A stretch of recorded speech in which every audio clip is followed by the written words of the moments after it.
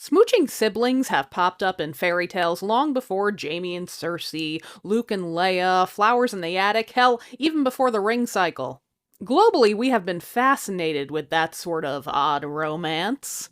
For Asian Pacific Islander Desi American Month, I have an awkward sibling love story from the country of my Asian ancestors, the Philippines. Fucked up fairy tales with Liz. Ding!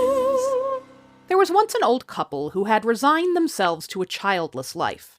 Until one day, a little girl toddled into their yard, chasing after a beautiful bird. "My dear, look!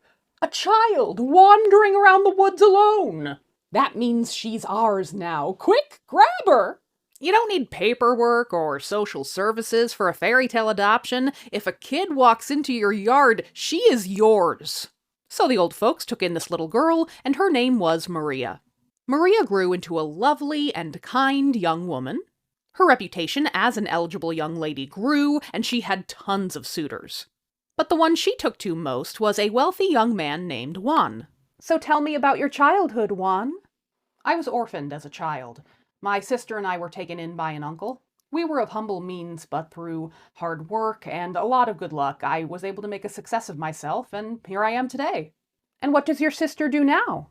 "Tragically, my sister and I were separated when we were quite young. I have no idea if she's even still alive." "Oh, how awful." You have no idea, Maria. Those two got on so swimmingly, they decided to get hitched 3 days later. So you two don't want to get to know each other a little better?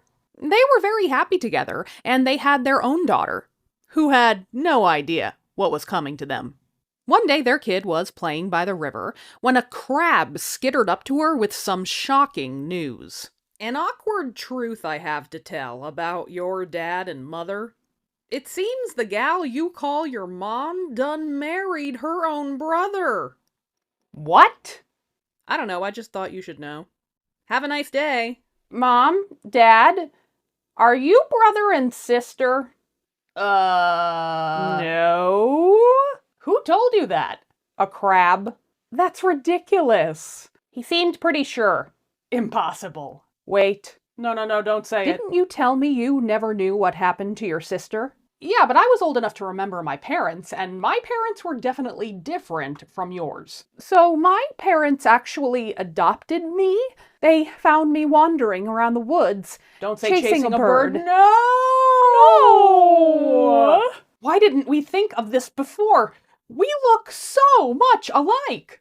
We are basically identical." The poor young couple spoke to Maria's foster parents, who seemed to validate the crab's truth. And then they didn't really know what to do. "My father thinks we should separate. But the Archbishop said that the sacrament of marriage is higher than any other, and that we have to stay together. Seems no matter what choice we make, we're living in sin. So what should we do?" "Separate. We should separate." "Yes." So, despite their innocence in the matter, and their love for each other and their little girl, they went their separate ways. And what I want to know is, where the fuck does that crab get off?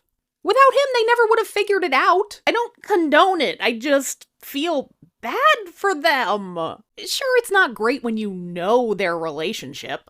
And they were clearly Catholic, and they didn't want to piss off the guy upstairs. But I don't know, is it a hot take to think they just could have lived their lives? Happy Asian American Heritage Month. I'll be sharing folklore from all across the Asian continent for the full month of May.